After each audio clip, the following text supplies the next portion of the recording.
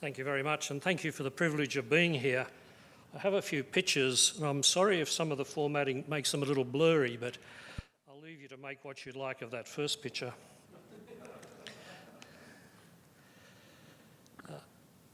That's probably the principle upon which we would all like to operate. We are all human, not so simple.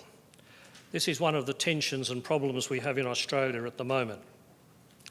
We have now, because of patterns of migration, some weakening of what we would call social stability. Just to give you the background in Australia of the religious makeup for those who are not so familiar with it, the largest individual denomination is Catholic at 25% of the population, followed by Anglican 17%. Then you move to the smaller religions, for those interested, the Church of Latter-day Saints, 59,000 people, 0.3%, very close to the Salvation Army, 60,000 at also 0.3%, Seventh-day Adventists, 63,000, 0.3%. To put that in a broader context of the percentages of other faiths, Hinduism 1.3%, Islam 2.2%, Judaism 0.5%. The changes with respect to religious demographics and particularly more recent migration from people from Islamic background has caused some sense of tension and conflict, and that picture there represents a group of people, and there are a number of them: Reclaim Australia, the Australian Defence League, United Patriots Front. They like to hold protest rallies, and whenever there is a group of people protesting against racism, some of them will turn up to point a different point of view. Tragically, in December 2014, a lone gunman, man Haron Monis, held hostage 10 customers and 8 employees of a chocolate cafe in Martin Place in the heart of the business district of Sydney. He and 2 hostages died when police stormed the cafe. Police treated it at the time as a terrorist attack, and there's a coroner's inquiry at the moment. Tim Wilson referred to an incident that occurred after I left to come to this conference. A 15-year-old went to the mosque dressed in black robes, changed his clothes. He had a handgun. Where a 15-year-old in Australia gets a handgun, I do not know. Our gun laws are very strict. He waits outside the police centre at Parramatta, a suburb 30 or so kilometres west of Sydney. A 58-year-old employee, a finance officer of the police, comes out, and the young man approaches him, steps up behind him and shoots him in the back of the head. That was last Friday in Sydney. This is something unheard of in our culture and is a cause of enormous tension and conflict.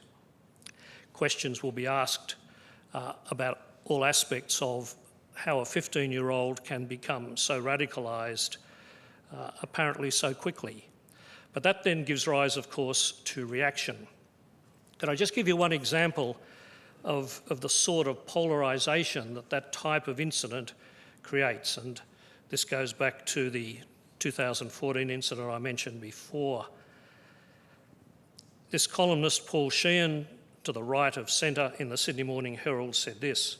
He says, Muslims are overrepresented in Goulburn Supermax prison and were prominent in an outbreak of violence last Sunday when prisoners reacted to a clampdown of security. The cry of Allah Akbar, the rallying call of jihadists, was reportedly shouted by a number of inmates as they threatened guards. Since the shootings at Lakemba Police Station, there have been numerous terror plots, terror convictions and acts of social intimidation by Muslims in Australia, undercutting the widely preferred mantra of victimology of Muslims in Australia. That type of comment becomes the reaction to particular individual incidents. And of course, strong emotions hamper any sort of sense of proper and respectful dialogue. We have a problem where groups such as this seek to oppose the building of mosques.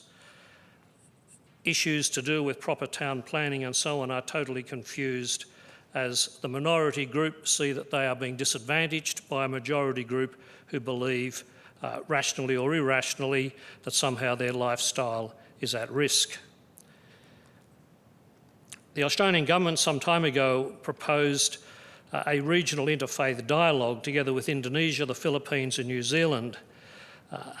Sister Catherine will say something about that because she participated in it. This was an opportunity by the Australian government to engage, of course, with Indonesia, which is our closest neighbour and the largest Muslim country in the world, to build bridges, to see what we have in common and what can be done by way of regional dialogue.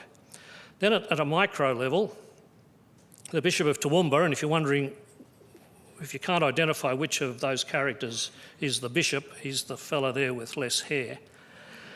The Bishop of Toowoomba. Toowoomba is a small city to the west of Brisbane. In order to build good relations between the young people from the Catholic community and the Muslim community, organised a football match. He didn't organise for the Christians to play against the Muslims, he split them so that they were half each. Christians and Muslims in one team that was called Harmony, and then in the other team that was called Peace. I understand that peace beat harmony on the day.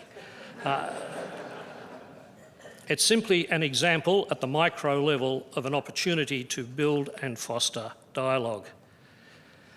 I come now to the second example I wanted to speak about, which is the question of same-sex marriage. Much of it has already been dealt with by Tim, and I would broadly agree with the approach that he has taken. One of the issues I think that we have in trying to have a sensible discussion about the question of marriage is to find a language that can adequately respect the different perspectives, and this is by no means easy. There are difficulties even within individual faith communities.